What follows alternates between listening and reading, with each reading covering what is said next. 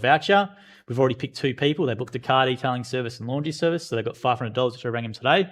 They're very happy about as well. And anyone who signs up to the Jim's Group newsletter for the customers gets into the draw for $1,000 a week too. So we're giving money away. So all you need to do is go to gyms.net and make sure you book.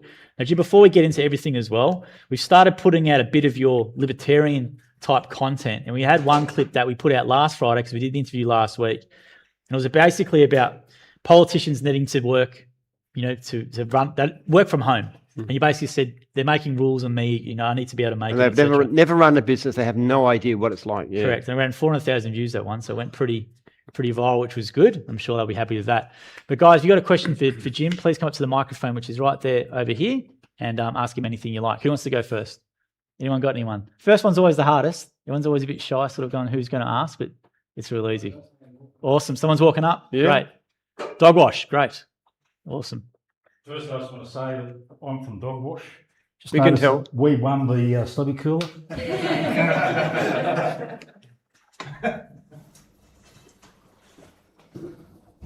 Give me one sec here. I've just I've made my questions up.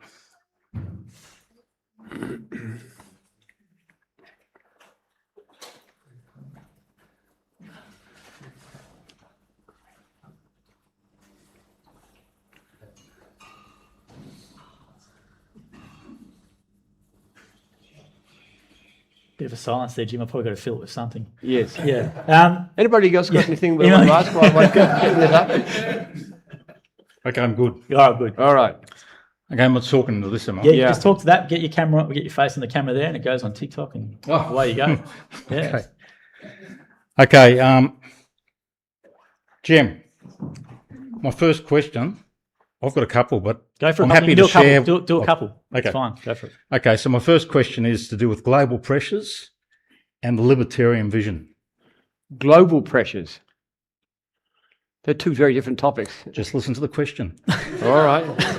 Okay, looking at the world stage right now, with global security tensions and the economic squeeze we're all feeling, you're very vocal in your 2026 campaign about cutting government waste and red tape through the Libertarian Party. Yep. For the 72 of us in the course, and for all the other franchisees in the Jim's group, these aren't just headlines. They affect our overheads and our customers' wallets. How do you see your political path helping the average Jim's franchisee navigate these external shocks and stay profitable? I can say we've never had that question before, so it's a nice original one. Top marks for that. Well, in various ways. I don't think it affects Jim's franchisees more than anyone else. We're probably in a good situation because, let's face it, being in business for yourself, you've got a lot more ability to minimise tax, put it that way, than you would normally.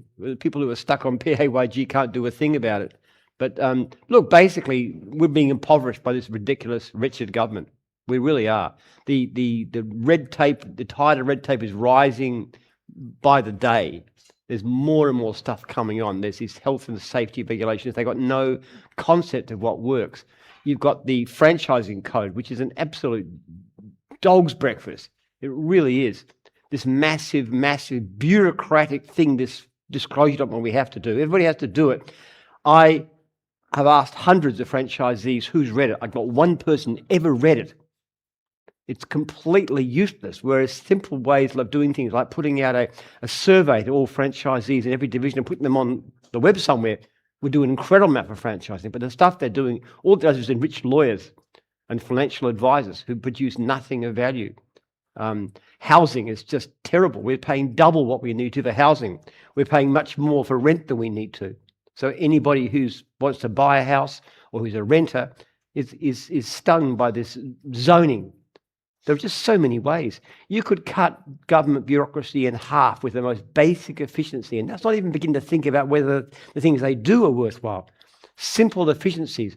You could put tens of thousands back into the pocket of every Victorian.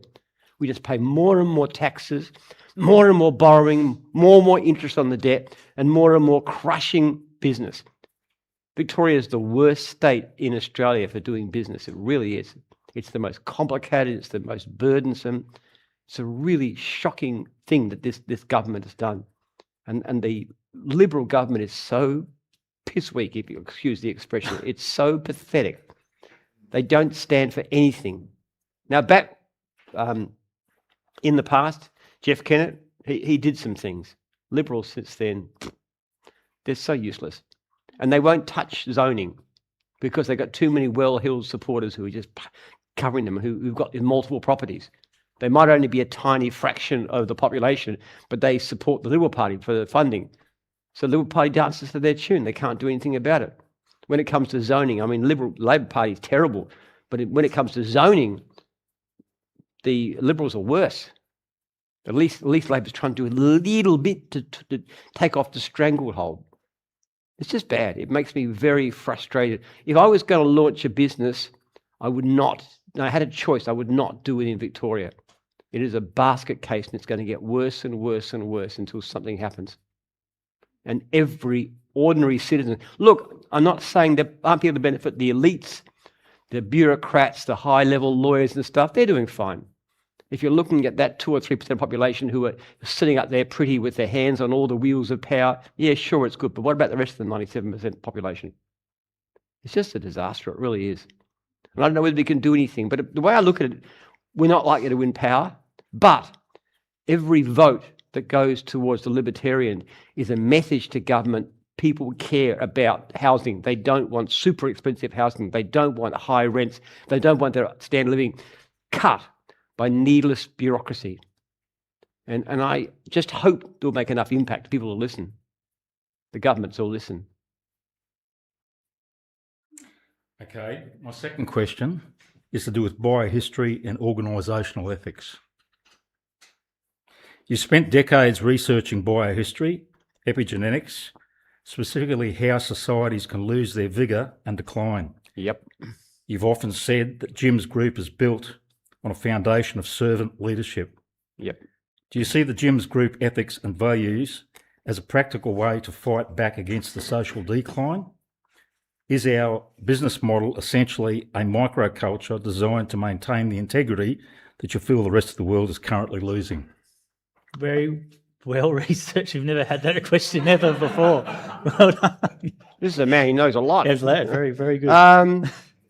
We are somewhat old-fashioned. Look, one of the things that people have lost now is the ability to do manual work. It's the idea that people have to have as a career, you've got to go to school, you've got to go to university, and you've got to spend your life sitting in front of a computer. That's basically the thing. What we've done is look back to a time when people actually did things.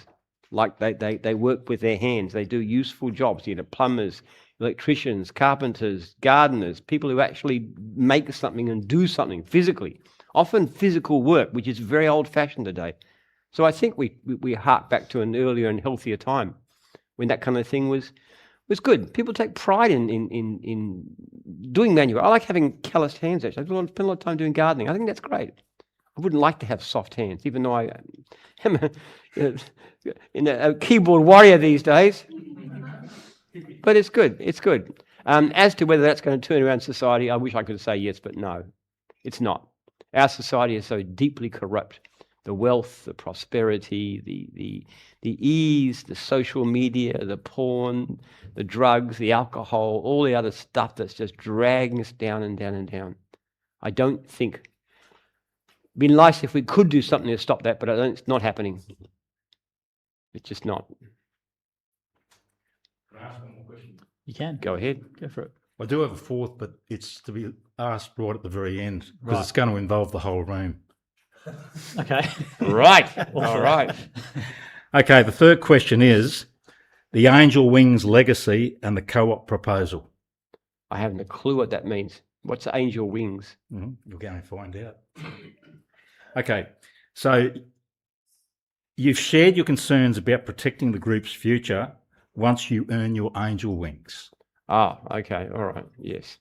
And you've opted for a family trust to keep Mind you, if they manage to do anything to stop aging or reverse it, I'll be first in the queue. So I'll be quite a bit around for another 100 years if I can make it. But go ahead. And you've opted for a family trust to keep it safe. As much as I can, yes. But given your belief in serving the franchisees, have you ever considered a cooperative model? What if the 4,000 plus franchisees across Australia became the true owners with equal shares, voting rights and board eligibility? Wouldn't that be the ultimate way to make your values bulletproof and truly by the people, for the people, forever? Well, yes, but most of my legacy goes to support my scientific research. So in effect, I'd have to give that away. I think the most important thing I can do with my wealth. Listen, I don't spend much personally. We currently, my wife and I, live on about $300,000 a year, which is a good income, but it's not that different from a lot of my franchisees, mate. Most of my resources goes into my research project, which really has potential to help the world. That's what's going to happen. There's certain limited payouts to my children, nothing to make life too easy, just a little bit of help with housing and stuff. But most of it's going to the research, and I think that's the most valuable thing. Now, if that wasn't there, I could certainly look at a cooperative model of some kind. But as I said to you, we will put the way it's planned, the board of directors that will control Jim's Group will have a representative elected by franchisees, and they'll have a full vote. And so they're going to be able to represent the interests of franchisees. But I have to say too, the actual profit that Jim's makes is not what you might think. We take about 1% of the turnover of the whole of Jim's Group. It's quite a tiny little margin. It's not huge financially. I think that's one reason it is successful, because we're not greedy. Fees are about 6%. Our profit would be coming around about 1%. So, yeah, look, it's a neat idea. I don't object to it, but at the moment, my research would be the priority. And I don't know what's going to happen. There's a book coming out, probably going to be published about July this year, called Birth Rate Crisis, which is an attempt to arouse public interest and support. If that's successful, things may change very quickly, because people with much deeper pockets than me. We're faced with a terrible crisis right now. Our birth rate's collapsing. We're only having, about 2/3 of the babies we should have just to replace ourselves in Australia. And Australia's a lot better off. In South Korea, they're having about 1/3. And the birth rates continue to decline, and it will decline, because if you look at the opinions of younger people, it's just getting worse and worse. And there's other things too, like the rising rate of mental illness, the deaths of despair, those kind of things, just getting worse as well. Economy is starting to stagnate and even go backwards. Richer people are becoming richer, which is not a good thing to happen. There's a lot of really bad things going on in the world right now. We're headed in a very bad direction. We've got to stop that. Otherwise, we are so cactus. No, I won't be around to see it, but my children will, and my grandchildren, and I don't want to see us go down the tube, which is what's happening. We've got a chance to fix it. If we understand what's going on, we know what to do about it, and there are solutions. But that's what Jim's is for, and that's why I developed it. I didn't do it to become rich. Didn't do it to have fancy lifestyle. I don't have it. These are $20 shoes from Kmart. It's not really, I don't live that well, but I have a mission. And I have a mission to look after you guys, but I also have a mission to the research project. Okay, thank you. Questions. Thank you. I'll save that last question for the end if there's last time. Keen to see what it is. Thank you. Very well researched questions as well. Yes, all three very original ones as impressive. well. Every question you pick, get one pick. Yeah, get 1-3. Very, very good. Who got the next question, guys? Feel free to come up and ask Jim anything you like. If he wants to lighten it up a bit, they were very serious, those ones. So, yeah, come up, go for it. Yeah, just come up and ask Jim anything you like. Yep. I don't know whether I'll be able to follow that, but because that was pretty full on. But other than mowing, did you do any other services or streams in your career? Nope. I'm a gardener. That's it. What about carpet cleaning? You carpet cleaning at one stage? Oh, I had to go at carpet cleaning once. I absolutely hated it. Really terrible job. I hated working inside. I just didn't like it at all. I had to go. I actually bought a truck mount machine, gave it away after a few weeks. It was awful. But it's just a case of what's horses for courses. I talk to cleaning people and I say, why would you want to work indoors when you could be outside in the fresh air and the sunshine and everything? They say, come on, Jim, why would you want to be out there when you're going to get rained on and you have a dog poo and all the rest of it? So it's horses for courses. And another one, How do you decide what services to add? Because I said in the lecture theatre, is it one service a year or something or other? And there's 50 Like the odd divisions, now. yeah. Yeah, the Yeah, different divisions. So divisions, how yeah. do you decide what ones to add? Oh, it's just based on who approaches me. Yeah. I'm very easy to contact. Jim@jims.net. People just email me. So about a week ago, somebody approached me about caravan repairs. Now, I had never, ever thought about it, but they talked about what it was. They talked about the hourly rate, which was about $140 an hour. I thought, wacko, that's good. These people know the business very well. Training they can do. It only takes like a few days to teach the basic skills, so easy to train, so it's very important. And these people look like terrific divisionals because they're in the industry, they've got contacts right across the country, and they can see the vision because they've got a shop, they've got a place people come to, but they can't always bring the caravans in. So this is a mobile service. So good idea, very good potential divisionals. I don't know, they're booked in for May. I don't know if it's going to go ahead or not, but that's just an example. That happened last week. Yeah, wow. People reach out all the time, LinkedIn, Instagram, Yeah. TikTok, and then basically if it sounds good, we... The great majority I say no to. Yeah. And of those that I'm interested in, quite a few don't go ahead. At least half don't go ahead. We had somebody, epoxy floors, for example, they were Yeah. interested, but they never went ahead. There was someone else looking at one of our mowing franchises looking at that one. So many out there. We had somebody come up with battery recharging, which I thought was good. Introduced into a few franchisees who might be able to take it. It just went quiet, went off it. So you just don't know. But the main thing is you've got to have a basically division that doesn't compete with existing divisions directly, but you've got to have a great divisional. So there could be somebody in this room now, today, who might one day come up with a new division. Who knows? Yeah. Good question. Good Thanks for question. that. Thanks for that one. Got a question, guys? Feel free to come up and ask Jim anything you like as well. That's on your mind. Got a couple online real quickly, Jim. Someone's gone, why is it called Jim's Mowing or Jim's Group instead of David's Mowing, David's Group? Because that was my name. Well, when I left home, I decided to change my name to Jim. It sounded a bit more, I don't know, a bit more. That was around when you're 19, 18, wasn't it? When you're up in Yeah. WA. Yeah. Yeah. I worked on a farm, and there was the guy my age called David. So I said, "Oh, call me Jim." That's my second name, and I kind of liked it. It's never been James. I would not be called James. James is like Butler. Jim is kind of like a bit macho, a bit earthy, bit of a salt of the earth Aussie. I just like that image. So I've always called myself Jim. My parents never got used to it. And elderly relatives still call me David, but Jim's my name. Yeah. Thanks for that one, Sam, online. David's mine wouldn't go across so well. Don't you reckon? I just think Dave's Jim- Mowing. Has to be Dave's Mowing. Dave's Group. Dave's mowing, yeah. I don't know. Used to call me Daggy Dave at school. It wasn't very flattering. Hi, Jim. Hi, Joel. Good to see you both. I guess you've seen 5,500 franchisees, or probably more, that have come and gone since. But if you break it down, what would you consider the top 5 traits of a successful franchisee? Good question. Well, a passion for customer service really comes up pretty high. A lot of it's the attitude of learning. The biggest single thing, apart from customer service, is the attitude that you look at what you're doing and say, how can I do it better? That really is key.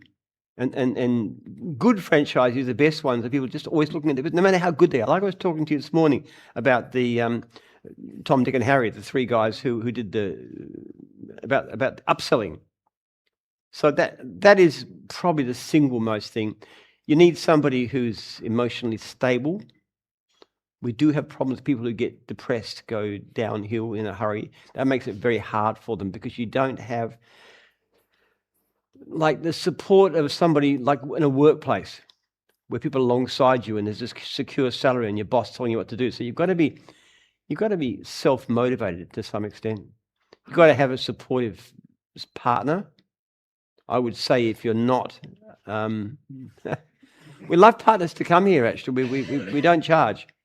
Well, actually, partly we do that. It's very self-interested because quite often partners decide to get a franchise themselves. It happens a lot. Different division. So we're not entirely naive about feeding you for free. But having a supportive partner is really, really important. But things like the standard stuff. If young single people are the most dangerous. If you've got somebody who's got a family, who's got a spouse, who's got children, who's got a mortgage, then they tend to be a lot steadier. I was pretty useless at business until I got married. So you got a good partner back there you're to support? Is that right? Yeah, we work hard together. That's good. That's good. Yeah, it's great. I work closely with my wife Lee, and that's wonderful. We're always talking about business and stuff. It's really interesting. So yeah. Just one other question. So what do you envision Jim's group to look like in, say, 10 years' time? And what role would AI play?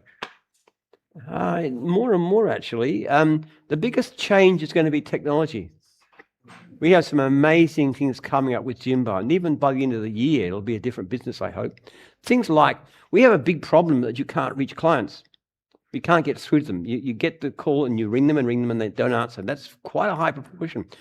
We are planning to have a system within a couple of months where the job can be booked as an appointment into your diary. Now, it's based on what we know about where you're going to be and so forth and how much time you've got and the rest of it. So it's very experimental, but that alone could increase their conversion rate by 20%. And it stops them ringing somebody else, things like that. Ability to sell regular clients is going to be huge for divisions that have them, like dog wash, mowing, cleaning, and so forth. So one of the problems we have is people get filled up with work and they stop taking new leads, but they're traveling. So what we'd love to be able to do is to say, okay, why don't you sell off the outlying areas, clients, pay 2 or 3 months fees, so you don't have to pay any fees for 2 months, and then start taking your territory and close to home. Now that alone could be tremendously useful because you pay less fees, but also travel less, and you keep on doing it and you're traveling less and less, and business gets better and better. That kind of thing's really helpful. The customer service things in gyms, like reminding franchisees if they haven't returned a phone call, they haven't turned up, making it really easy to let clients know, those kind of things. If we can see the technology improving on that, that's going to be incredibly exciting because we can just produce better and better outcomes. That's the easiest way. Digital gym. That's been very successful, and that's going through. If you look at jimpenman.com.au, you'll see you can ask me any questions. And by jeepers, I tell you what, it's a good system. I ask questions myself about all kinds of things. You do test it. I know you test it all the time. I test it. Well, I just give you an example. I asked a question the other day, and I said, I'm a husband who's cheated on his wife. What do I do? And so the answer came back, which was that you've got to be honest with her, tell her what you did wrong, and then you've got to work on your relationship. Now, that's a pretty good answer. As I said, 3 times divorce. I know all the things you do wrong in a marriage. Never cheated on my wife. Never a reason for that. But that kind of stuff too. So I found myself giving quite. And I thought, how do I even know these things? Where it gets it from? That's AI. That's got more than 1 million words. 1.6 million words. 1.6 What it million does, it words. takes all this, what we do now is we call it a digital brain, and it feeds it into that. And it takes all the words from the transcript and it converts it, and then people can access it at any time. But the good thing about it is it's not, it doesn't bring anything external from ChatGPT. So people are always trying to jailbreak it and all that sort of stuff, and they get frustrated when it doesn't work. So it just takes it all from this stuff. So if Jim said something that's online, it's basically accessible via that. And the good thing about it is as well, it gives a footnote to where it got it from. Yeah. So if it got it from his book, or if it got it from a YouTube video, or if it got it from a podcast, it gives the actual source then. We actually, journalists from the Daily Mail and stuff use it all the time now. And they did one, I think Jim Penman gives his thoughts on Albo, or Jim's digital twin gives his thoughts on Albo, and there's a Daily Mail article on it or something like that, or Jim's AI bot goes rogue and all that sort of stuff. And they run a media story on every 2 weeks. You can tell it's a journalist in it because I can see all the conversations, so I see what people write. You can tell it's a journalist because they're trying to get it to say a particular thing or get Jim to say a certain thing. And you just won't say it because he's never said it in real life. So they're trying to catch him out all the time, and the bot's really good. It doesn't do. Yeah, some people like to claim I'm in favour of eugenics, which is completely stupid. If you ask Digital Jim about that, he completely says it's rubbish and stuff. There's no way you can interpret anything I say to be in favour of eugenics, which is garbage. Because epigenetics is obviously what it is, but they have people get confused. Yeah. So it's, but actually, I came to Joel with some ideas about how to expand that, to actually use it as a way of giving people general information about franchises and all kinds of things. So it's an incredibly great model. That's one of the most exciting thing we've done with it lately. This was just Joel's. But how long ago did you do that? 6 weeks ago? No, 9 months ago. 9 months ago. Yeah, but it will get better. Like we did have a digital twin where you actually call up a video of Jim, like it'd be a real life avatar, and it would do it in real time. But it wasn't the best, so they're gonna hopefully redo that. But basically, you can FaceTime Jim. His digital avatar will come up, and you basically have a real life conversation with his digital avatar. And they'll get a little bit better in maybe 3 to 4 months when it comes back. But now you can even voice call it. It doesn't do a bad job. So, but the good thing about it is you can basically, we've got franchisees currently, and I know because they're asking questions in it. They're asking about, I've got an issue with a lead or something like that, and they're actually asking this thing, and they're getting a really good response. So they're not emailing him; they're asking the actual digital twin. So I had a young bloke from New Zealand who just contacted me last week and said, I want to spend 20 minutes with you. And I said, look, I can do a lot better than that. Go to this place here and go to Dr. Digital Jim, and he'll talk to you for hours. But it's very transparent. Like if you ask it some questions, like it's pretty transparent. And I think the Daily Mail did a story and it's saying they were trying to liken it to when the Woolworths chatbot went rogue. And I was just like, this thing didn't go rogue. And I've taken screenshots of Jim's breakfast recipe and stuff, which is all in there and all that sort of thing. And they're trying to say it went rogue and how your morning routine with your cold showers and your 16/8 fasting. It was giving all this advice, and they didn't know it was like a non-corporate chatbot. So it was quite funny. It's good, actually. It's going to get better. Down the track a bit, hopefully I'll be able to take franchise inquiries and stuff and give people advice on which division to go in for and all kinds of things, which is what I talk about all the time anyway. But you can get it from that. I don't know have we ever figured out how many hours this thing has been talking to people? I think there's been like 30,000 conversations with it. Yeah. I could work flat out like 12 hours a day answering questions, and I couldn't do what Digital Jim's doing already, and it's even started to get going. But I was going to say, with franchisee level, I think franchisees are already using it anyway, like to send emails or, it's going to make your life running your business a bit easier and able to do more. There's a lot of good strategies. I've had some franchisees on the Jim's podcast recently where they tell me how they use ChatGPT, and literally just all day in the field, they're just basically asking it ideas on how to improve their business, or can you find this person's details, etc. And then they're using that to run their business a lot of the time using ChatGPT. So, it's only going to get better as you keep going. And I think our franchise inquiries last 12 months were like 43,000 franchise inquiries, which is a big up from the year before. So I do think there's a bit of a fear in the market with office workers going, geez, what can I do in the next 10 to 15 years that AI is not going to be able to touch, which is obviously... We reckon we're about the safest area you can possibly have. Most white-collar jobs are being outsourced. Lawyers, accountants, all kinds of people are being outsourced. But how can you outsource dog washing? How can you outsource gardening? It's so complicated. Unless you have a completely humanoid robot, in which case we're all stuffed, you can't replace us. We're about the last thing in the world you could do for yourself, because it's all about the contact with the customer and the travel. And the whole business-like organization is just something that you can't do. There are robot lawnmowers around, but they're very limited. You've got to install them, and then they've got to be maintained. You've got to sharpen the blades, and it's and they're quite expensive too. We had some set up over here, and then they don't do the edges, and they can't do the gardening or remove rubbish for you or anything like that. So it's IT is very exciting, actually. The kind of thing we do in gyms, even now, you really couldn't do without IT. The way we distribute leads, that's very heavily IT dependent. And it just gets better. We spend millions of dollars a year developing software, and I reckon you're going to see, I cannot imagine what's going to happen in 10 years' time, but I reckon even in a year's time, you'll see a business that's very different from today. How can we make you more efficient? How can we improve your productivity? You should be able to know how long a job should take you and get guidelines as to how to do it more effectively. Jimbo's going to be absolutely core, and the way it relates back to FMS and stuff, it's going to be huge. And I think we can do a lot more to find leads for franchisees too, improve our service, cut our complaints down, all kinds of things coming through. Once we cut our complaints down, the lead volume is going to rise. We're going to have less and less franchisees that are ever short of work. But that kind of plan is really exciting.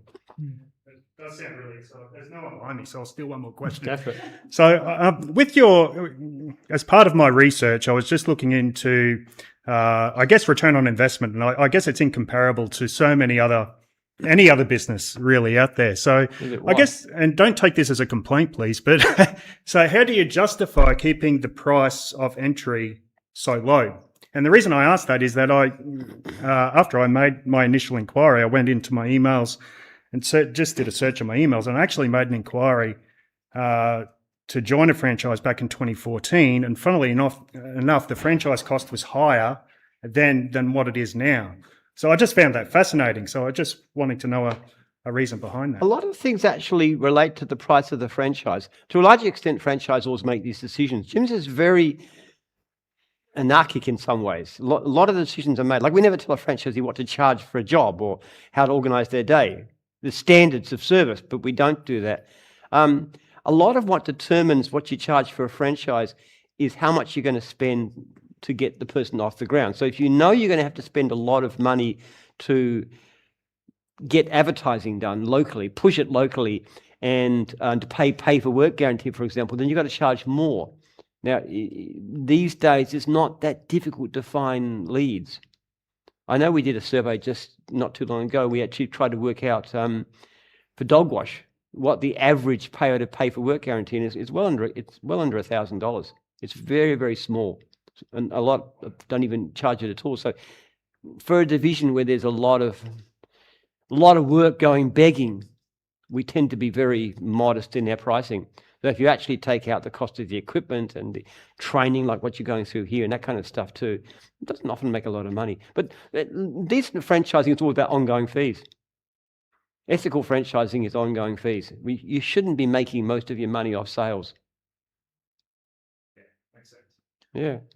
Good Point. questions. This coin has been the same price for almost 10 years, hasn't it? A lot of the mowing and cleaning Yeah. franchise hasn't gone up at all. Well, it's up to the franchisors, but generally speaking, we need franchisees so badly. I mean, we had 200,000 unserviced leads in the last year. That's painful. It's frustrating because it's money down the drain, but it's also not very good for our brand because people try a service and they can't get anybody to come and look after them, and they think they won't call another gym service. So we don't really want that situation where there's too much on. Even though it's impressive when you want to sell a franchise to somebody, you say, here's the unserviced leads for the past 2 months in your area. And they, wow, okay. But we don't particularly like us having so many at one stage, about 1/3 of our leads were unserviced. That was just after COVID. 1/3. That was really something. Yeah, so you don't want to have a big barrier to entry because it's going to put off No. a lot of people coming in. So that's the reason why. It's a good starter business. Oh, absolutely. It's a business that you can pay off in 2 or 3 months, depending on what you're making. So we just want to get people in. But it's the potential is what's exciting for me, right? So you see the likes of, your Dan Cahills and the like that, make something significant out of it with such a low entry. I think that's incredible. I think one of the great things about Dan Cahill, who now looks after, for those who don't know, he runs the whole of the mowing division in Australia. He's looking at taking on New Zealand as well. Is that this is a guy who's a high school dropout. This is a bloke that society says you're garbage. You're never going to achieve anything. You're never going to make anything. You can't even finish school. You're nothing.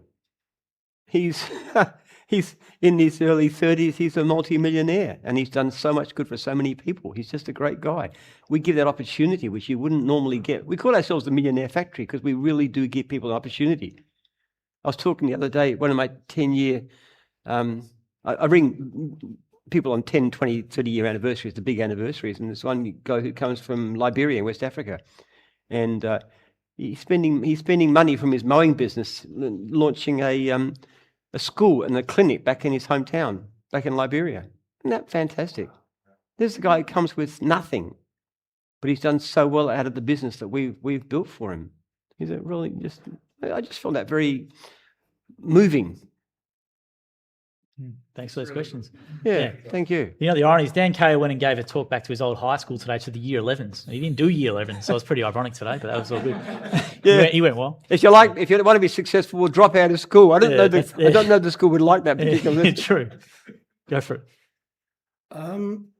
With my research, because I was thinking whether to come with you, Jim, or with another franchisee. I'd love to know what the reason to talk about afterwards. The first thing I did, I had a look at the reviews, and I look at the Lowe's review, and then I started watching you guys, how you respond to the negative reviews, and I thought that was the turning point for me to want to come here. And also with that is when I found out that I didn't know that you're Christian. So my question is, being a Christian, is this Job Bible character, was very wealthy, yet kept his integrity. Jim, as a Christian, how do you stay faithful and grounded as your business grows and wealth increases? Yeah, wealth is inherently very corrupting. I always like what Jesus said about money. It's harder for a rich man to enter the kingdom of heaven than for a camel to go through the eye of a needle, which I take very, very seriously. You know, one of the nicest compliments anybody ever gave me, the single nicest compliment, is a friend of mine from church who knows a lot of wealthy people. And he said, Jim, you're nothing like them. because people who got money become proud. And this is what typically happens. And I think that is a danger. I think about Jesus' words pretty well every week that accompany my mind. You cannot let wealth corrupt you. You tend to be in a situation where people want to praise you, I suppose, and so forth. And you know, just Jim, you know, it's a big thing. You've really got to fight against that sort of thing to say, you know, I'm just a pretty ordinary, very flawed sort of individual. You've really got to. And I've got to say, one thing that keeps me humble is my wife. She definitely, if I ever feel like inflated sense of ego, she'll put me down, no question at all. She actually said once, she said, Jim has more faults than the stars in the sky, which is really nice coming from your intimate partner. But she did say your virtues are few like the sun, but when the sun comes out, you don't see the stars. But she would tell me, definitely. So yeah, a good partner is great for that. So Thank you. Thanks for telling us that as well about the transparency. We appreciate that. That's good. yeah, that's good. Appreciate that. Guys, you got a question, guys? Feel free to come up and ask Jim. Real quickly from one of your franchisees, Dylan in WA, he says, are you coming to the WA trade day for Jim's Mowing this month? I know the answer to that. Am I? Yeah, he's asked if you No, I am not. You don't like travel, Dylan, so it's not that he I doesn't want hate it. travel. I really dislike travel. I got a small farm, a half an hour drive this way. I go up there regularly and get gardening, get my hands all. That's my hobby. I do not want to go to the city. It's just too far away. Nasty, smoky. Yeah. And that's the getting in the plane and going somewhere. But you know, the interesting thing about it is this. I do hate travel, but because I'm always around, I'm actually very easy to contact. I don't spend my time on airplanes. I'm actually here. So if somebody contacts me, and I probably had about 6 franchisees a day just contact me about something. All kinds of different things about problems with work or with the contracts, all kinds of stuff. I get all the time, but I'm here. And if I'm at my farm, I've got a computer there too, so I can respond as well. So I don't think travel helps a lot. I remember going up to Sydney actually to give a talk, and there was 20 franchisees in the audience. 20. So what's the point? You had all this trouble, but I can be much more easily contactable straight away. Well, the WA Trade Day, if you're going to go in WA for the Jim's Mowing guys, get along to that. That's good. That's an initiative that the franchisors there have put on, which is really good to see as well. If you've got a question for Jim, guys, feel free to come up and ask. We've got some time for some more. Anyone ask Jim a question gets a prize. There's the front. So we've got something or multiple prizes for the people who've answered so many questions. 3 already for that gentleman the first time. If you've got a question, feel free to come up, guys. We've got plenty of time. Cool, go for it. Yeah, my question is, who's your favourite franchisor and why is it Mitch Blake? Who's your... Hang on. Go do that one again. Who is your favourite franchisor and why is it Mitch Blake? That's an original question. How much did Mitch pay you? Is he going to give you the free franchise or what's he doing? Is he... Nothing. That's my... Right. That's Okay. original. Right. I'm going to answer that the same way as I answered the question, Pizzy. What's your favourite child? No response. They're all the same. My franchisors are brilliant. Some of them do better. Mitch is great. than others, but they're all my favourites, all right? I'm not going to say the same Mitch's favourite division. Well, sort of. My heart bleeds green. So that's probably not a fair one. But Mitch is amazing. I remember first speaking to him as a franchisee. He's at the Wagga, isn't he? Yeah, sort of central. Yeah, Central Central New West. South Wales. Yeah. I remember speaking to this guy, I don't know how long ago, about a year ago, and he wanted to be a franchisor. I was talking to him and I said, this guy will be dynamite.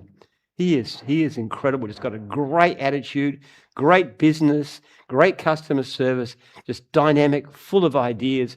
I said, we've got to get this guy in. So we actually made a deal with him to help him to get into the to the region. And I think he's grown his region by 50%.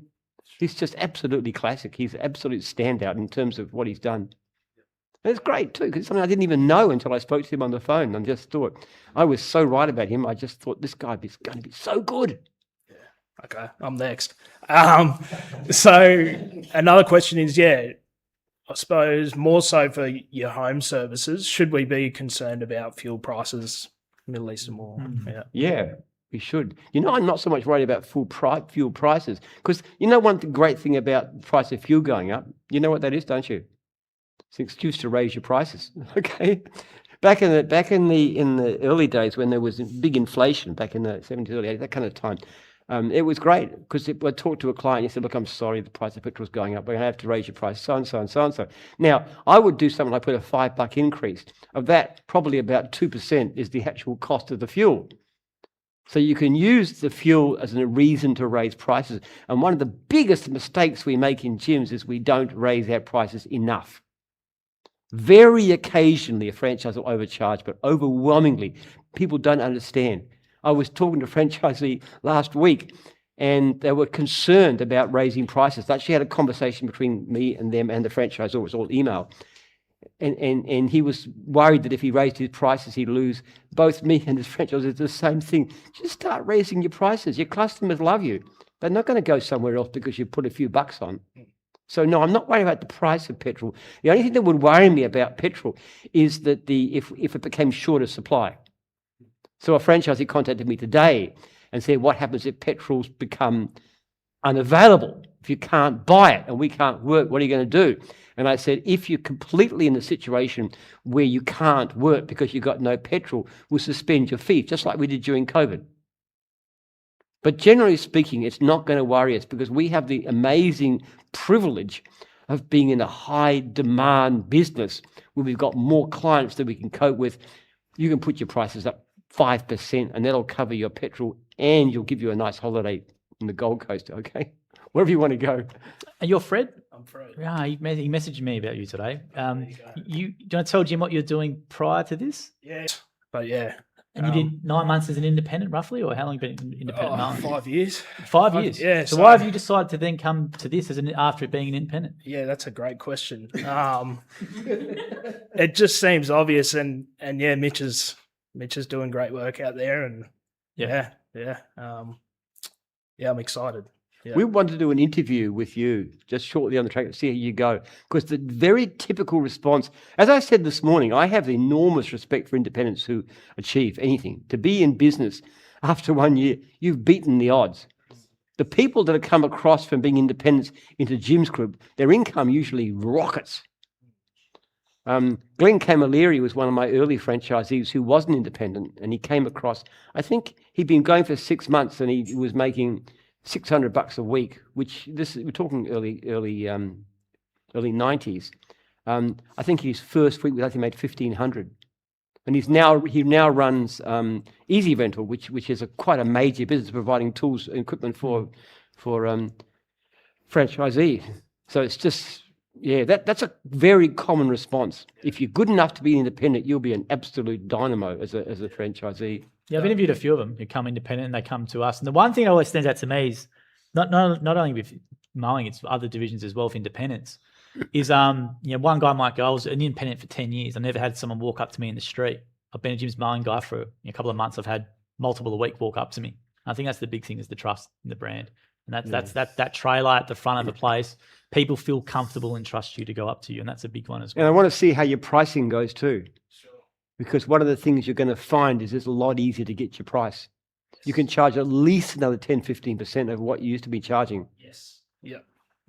Which is, when you consider that our fees average about 6%, it's quite major. Yeah.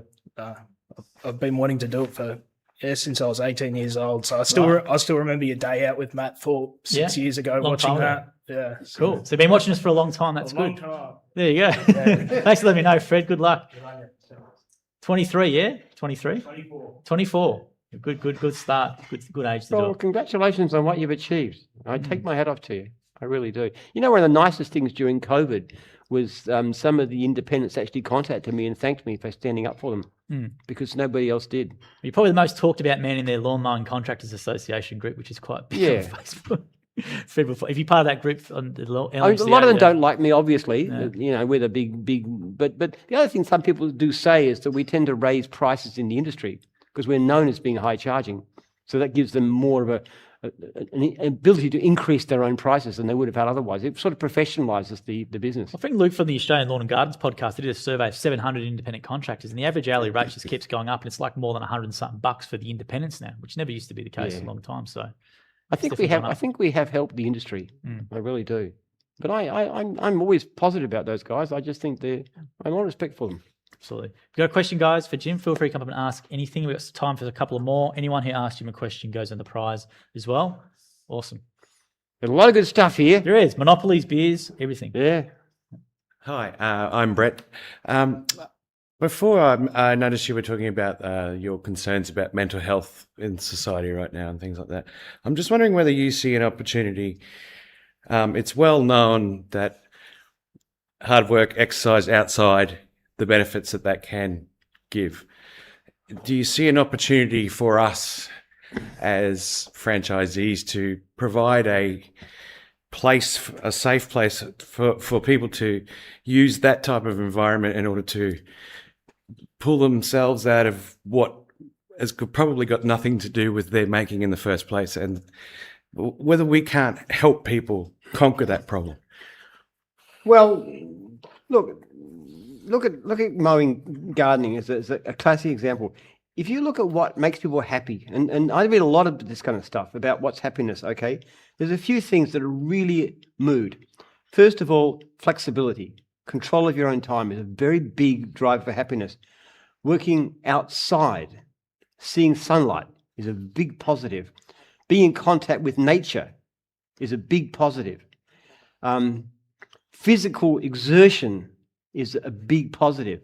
So if you look at something like a lawn mowing business, that's garden business, that's got so many things going for it.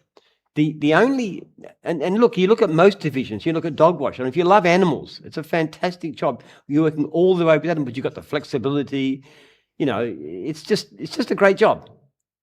Same with the car cleaner. I don't want to start picking on mine all the time, that's my trade. But the only thing about it is this: we are very concerned about support, about emotional support, because it's so good in so many ways, and yet it can be difficult. You can have problems with clients and stuff that get you down. So we have an enormous emphasis in gyms on community, on the importance of having regular meetings and coming to the meetings and so forth. And having points of contact. We have all kinds of things. We have a psychologist paid for by gyms, which you can use them for free. We have franchisee mentors who you can talk to, not from your own division. We have all kinds of stuff that we do. Everything we support in gyms is always about mental health. Particularly, I have to say men's mental health, because we need it. We have more problems, I think, overall.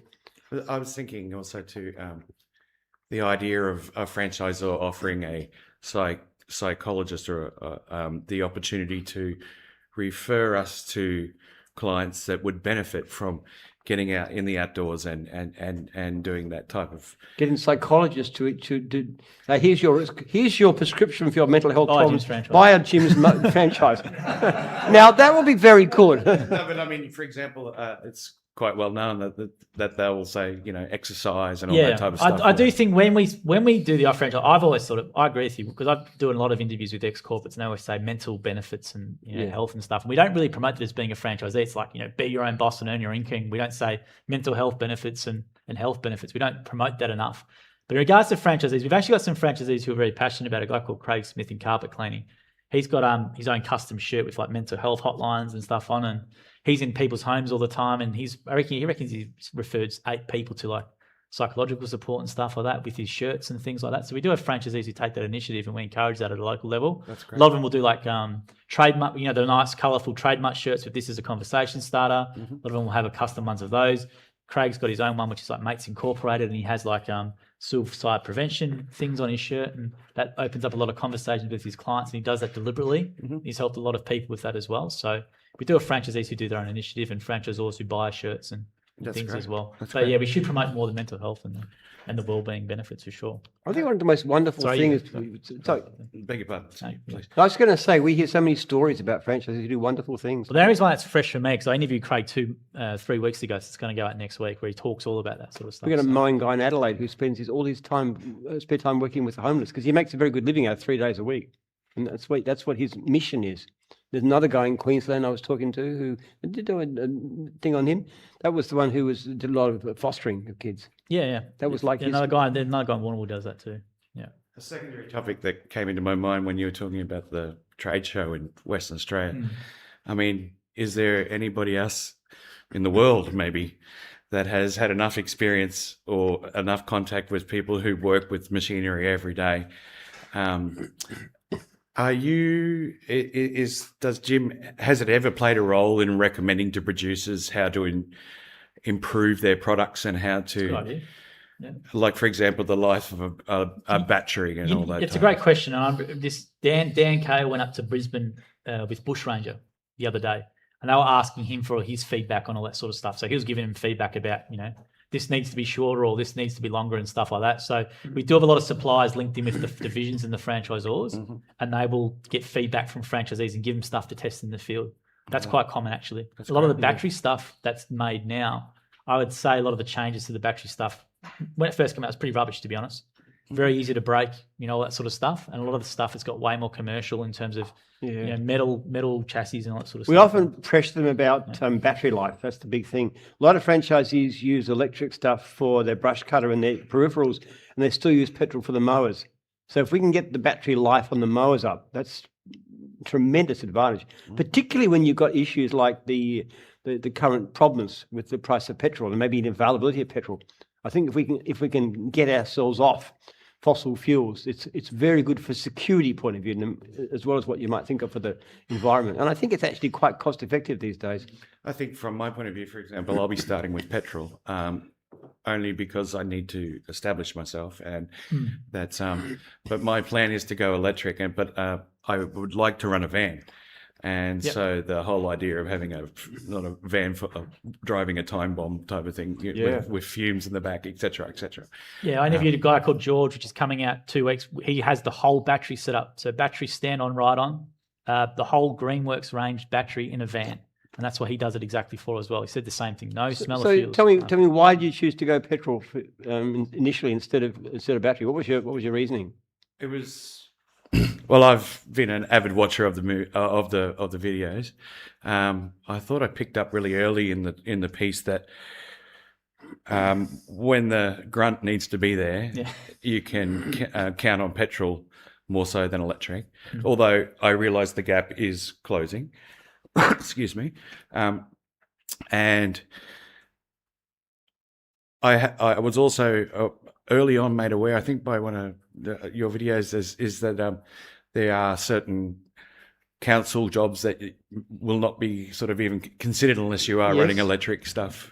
Other issues too, like the vibration is less. Now you get some people who actually get problems with RSF just from the vibration of a mower. You have less problems with that. But also, I'm a 51-year-old bloke, and I'm under no illusion that I've maybe enjoyed life a little bit too much. I would suggest you buy your uniform fairly snug. That's general advice. My franchisor told me that I'll probably have to change my entire wardrobe at least 3 times in the next 3 to 4 months. So I look forward to those days. But just the general weight difference and the efficiency of those types of, on my body, I'm trying to figure out a way of taking my age into account and because my fitness will come, I understand. However, the initial impact, trying to minimise that. Which area are you going to be in? Which type of properties? Like what type of North Gosford? North Gosford, okay. Yeah. I Paul King will be my Paul King, yeah. my franchisor. Yeah, a lot of guys use steel for the battery. And what brands are you going to be using? What type? Handheld stuff, I hope to go Ergo. Okay. And Ego stuff, yeah. Forgive my pronunciation. Is it Palenque? Palenque, yeah. Palenque. Palenque's the French brand with the battery, yeah. I'd It's a love funny to. looking pink Yeah. mower. There's one. Orange, There's yeah. one out the front of the Yeah. thing. I've heard from Paul that they are. It's the only commercial one that lasts the whole day and the one battery. That's why a lot of the guys love it. Yeah. They're quite pricey, They but are pricey. I think if you calculate the cost, It's like I bought an electric car 3 years ago, a bit over 3 years ago, and it did cost more. But, you know, I had to fill up my wife's car with petrol, and I just, that's so much. Yeah. I've only used sunlight to power my car for 3 years, and it's very, very inexpensive. It comes off solar panels on the roof. John Wilds, you've got in training on in your mowing training, done a calculation of how much he saved by going battery from his fuel. So he's actually got the dollar amount for it. So ask him in training when you. It's also the maintenance is a lot less too. Yeah, and I live in a unit, and I'm figuring I'm going to have a venue for me to be able to do oil changes and all that type of thing. Yeah. And the just the basic requirements for maintenance and stuff like that. Yeah, a lot of would guys be will do easier. like Sunday, they might do an hour on the thing maintaining it. So obviously doing the batteries reduces that quite a bit. So you take that into consideration as well. I use a electric battery powered brush cutter on my farm quite regularly, and it's really good. Love it. Cool. Thank you. Got time for one more question, guys. Anyone at the last one? For Jim? One more? Cool. Go for it. Nice longer ones tonight. Longer questions. It's good. Yeah. This one will be short. I'm only saying this one because you just brought that up, which I really appreciated. I'm assuming a lot of people would appreciate that. It's a bit heavy, but so when I came into this idea, my partner was 100% supportive. So she wanted to do all my books. Not that that's what she did as a profession, but she just loved it and she enjoyed it. I was supposed to be here 3 weeks ago. My partner unfortunately passed away 1 month ago. Really? Yeah, so I know it's a bit heavy. Wow. But yeah, that's why I wasn't here. Not that I'm sure you got it. Yeah. But so my question is, I'm still all in this, and I just realized that I have to learn how to do my own books now. But what would you recommend when it comes to someone that's dealing with grief but is still 100% in it? Should they go all in head first, or should they start and go a bit, easier and not take on too much, or just get the support first off? Look, I can't begin to understand what you've been to, but I can tell you something. I've been divorced and I didn't enjoy the process, especially not losing contact with my kids. And it's very hard. But one thing I find very useful is to keep busy. And I think one of the things that kept me sane through the worst of those times, the worst thing was when I lost my kids for 2 years. That was really shocking, the worst 2 years of my whole life. But I had a sense of responsibility and it kept me going. And I think that's a pretty powerful idea. The last thing you want to do is to sit around and feel sad if you're out there working. But I think it's also, what really matters too is what relationships you can forge. Now, this is at two levels. First of all, with clients, it's important actually. Sometimes people really depend on you, but also if you can get to know your fellow franchisees, go to meetings, get to know them, build relationships with those. That is the best thing. Yep. Keeping busy, developing strong relationships. Yeah. It's a terrible thing to happen really at your age. That's just shocking. And look, it's great you're doing it, but just reach out for help if you need it. Yeah. We have psychologists on tap. It doesn't cost you a cent. People reach out to them for grief as well, so we'll say that. So we've got TX. I do know people use them for grief, so that's happened before. Yeah, So and that, feel we free to get use it, they never tell us who's using them. We have no information. It's completely confidential. But we have had some really good feedback from those people. So it's kind of a benefit. Your franchisor would know about this, obviously. Yeah. So it can treat you. But, And with the books, maybe if that's a concern, use Jim's bookkeeping who we've got. They've got they've got a $1 a month solo with 2 months free of bookkeeping with that. It's a really good option. I'm not trying to plug them, but that's really handy to have if that's going to be a challenge or takes your mind off it as well. Really good people too, Jim's bookkeeping, but definitely use that. No, I know it'll keep me busy. That's the main thing, and that's I don't want to be stooling around at home. So, but appreciate it. Thank you. Sorry to hear. Sorry to hear. You wanted one more question? Yeah. I'm interested to see what this is. Just for your information, I was a mental health nurse for quite a long time. So I've dealt with a lot of death, both as a mental health nurse and also as a police officer. So, if you wanted to talk at all, But I agree with everything Jim said. It's grief is something that's personal. How you handle grief and how I handle grief will be different.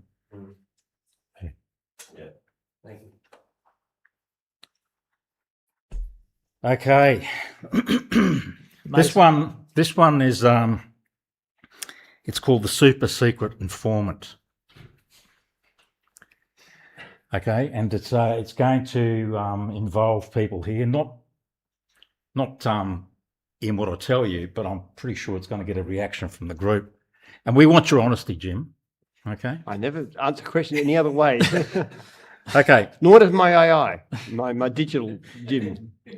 So, on a slightly serious note, a super secret and confidential informant recently reported seeing you wearing a red Jim's Group polo shirt. Was this a deliberate admission or a Freudian slip declaring that your absolute favourite division is, in fact, the loyal, faithful and unconditional franchisees of Jim's Dog Wash? Jeepers, you dog wash franchise, I don't want to blather about you. I'm just looking. You're known for it, you know this. You got a reputation. Can I finish? I'm just looking for a bit of clarity for the rest of the divisions here tonight. Okay, well, that person is slightly colourblind because what they probably saw was me wearing a libertarian shirt. Burgundy. Yeah. Which is a burgundy colour, okay, not dog wash. Thank you very much. I know Sharon had a go today. She said, "Oh, you was wearing a red shirt." I said, "That's libertarian, so it's not the same red." I love the dog wash division. Love all my divisions, but yeah, no, I didn't. Wasn't me. It sort of feeds into yours, actually, what you started with before. Yeah. No, thanks for those All questions. right, thank you. Appreciate it. So what we'll do is, Jim, pick up your 3 favourite questions. They get the first pick of the prize. But Well, I if have ask to you a use this question- guy. He's just Yeah, I know this. Yeah, I've Definitely. never had anything like it in 7 Never had years. anybody No. ask 4 So questions come and grab in the anything you past. like. Next one there, Jim. And look, it's hard to say, but I'd love to talk about AI. That was really good. AI question. Yep. Who asked the AI question? Yeah. Still here. Yep. Come and grab your. Yep. Come and go grab for your it. choice. Take the first one. And the corrupting effect of wealth. That was a great question. Who I think that was you in the front. The corrupting effect of wealth. That Yep. was you, wasn't it? Yep. Come up and read Come and anything get you like. some. You, Right, wasn't we it? talk about the Bible and that was Yep. you. Yeah, come and grab one. Now, if you ask the question as well, guys, you can come up and take anything from the end too. So everyone else as well. So thank you very much for your attention tonight, guys. If you want, you can take it if you want. Yeah. We got some of these in the office if you want to give one Yeah, of I these get away. some more. No, that's Yeah, fine. cool. That's fine. And if you want a photo or anything with Jim now, it's a big rush tomorrow, so now's probably a good time. If you want to chat with Jim or anything as well, please. Those feel who free to ask do so. multiple questions, you can come and get more. You get one for every question. Absolutely. Yeah, just come up and grab your Thank you photo. very much for your time tonight, guys. We appreciate it. Thank you. Ta.